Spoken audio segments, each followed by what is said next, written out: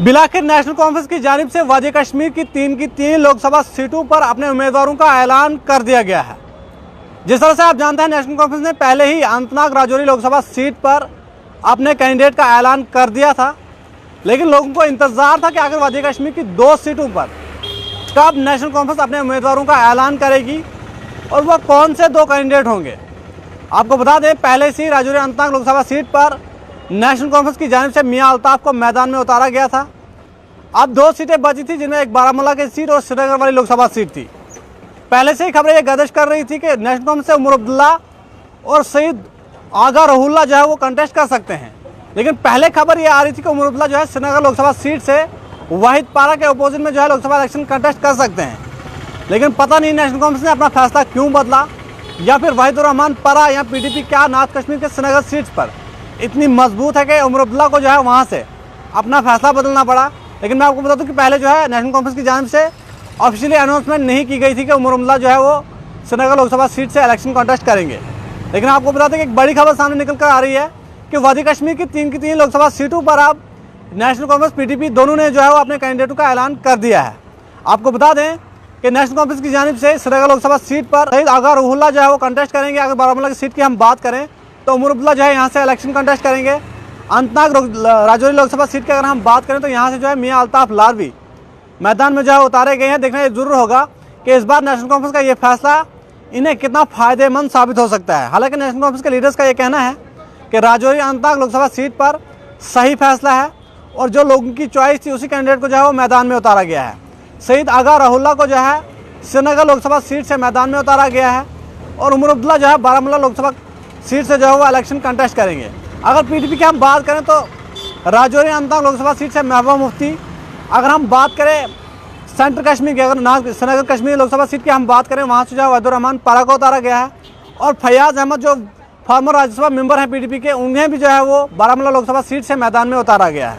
देखना ये जरूर होगा, जहाँ पर एक तरफ इंडिया अलायंस, वहीं दूसरी तरफ नेशनल कॉन्फ्रेंस और PDP दोनों पार्टी ने वादी कश्मीर के तीन लोकसभा सीटों पर अपने उम्मीदवार जो है वो मैदान में उतार दिए हैं। वादी कश्मीर की तीन सीटों पर नेशनल कॉन्फ्रेंस ने यह बताया था कि हम किसी भी सीट पर कंप्रोमाइज़ नहीं करने वाले हैं। हालांकि पहले एक PAGD एक अलायंस बना था, उस दौरान ये लग रहा था कि शायद नेशनल कॉन्फ्रेंस और PAGD जो है वहाँ पर अपनी सीटें जो है वो तकसीम करेंगे और 3 सीटों पर 2 पर हो सकता है नेशनल कॉन्फ्रेंस अपने उम्मीदवार मैदान में उतारेगी और 1 पर जो है PDP मैदान में उतर सकती है। लेकिन ऐसा कुछ हुआ नहीं। आपको ये भी बता दें, जम्मू कश्मीर की 5 लोकसभा सीटों पर इस बार 2 फॉर्मर चीफ मिनिस्टर भी इलेक्शन लड़ रहे हैं, जिनमें जम्मू कश्मीर की former chief minister Mehbooba Mufti और जम्मू कश्मीर नेशनल कॉन्फ्रेंस के नायब सदर उमर अब्दुल्ला, वो भी जो है जम्मू कश्मीर के चीफ मिनिस्टर रह चुके हैं। ये दोनों जो है इस बार लोकसभा इलेक्शन कंटेस्ट कर रहे हैं। एक जो है बारामूला लोकसभा सीट पर और दूसरी महबूबा मुफ्ती जो है अनंतनाग राजौरी लोकसभा सीट पर जो है इलेक्शन कंटेस्ट कर रही है।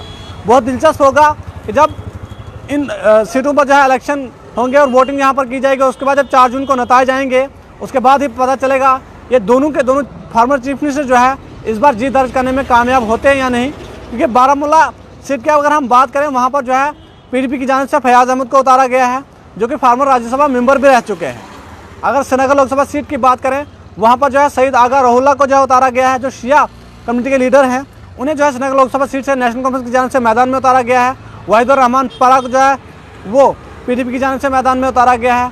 और अगर हम राजौरी अनंतनाग की बात करें तो वहाँ पर भी मुकाबला बहुत कड़ा होने वाला है, क्योंकि वहाँ पर मियां अल्ताफ हुसैन लारवी साहब को मैदान में उतारा गया है नेशनल कॉन्फ्रेंस की जानिब से और महबूबा मुफ्ती खुद PDP सदर जो है वहाँ से मैदान में उतरी हैं और वहाँ से जो है इलेक्शन कंटेस्ट कर रही हैं। बहरहाल देखना ये जरूर होगा कि अब DPAP जो है अपने कैंडिडेटों का ऐलान जो है वो करती है या नहीं, क्योंकि राजौरी अनंतनाग लोकसभा सीट से पहले DPAP की जानिब से अनाउंसमेंट की गई कि गुलाम नबी आज़ाद साहब वहाँ से जो है मैदान में उतर सकते हैं, वो इलेक्शन कंटेस्ट करेंगे।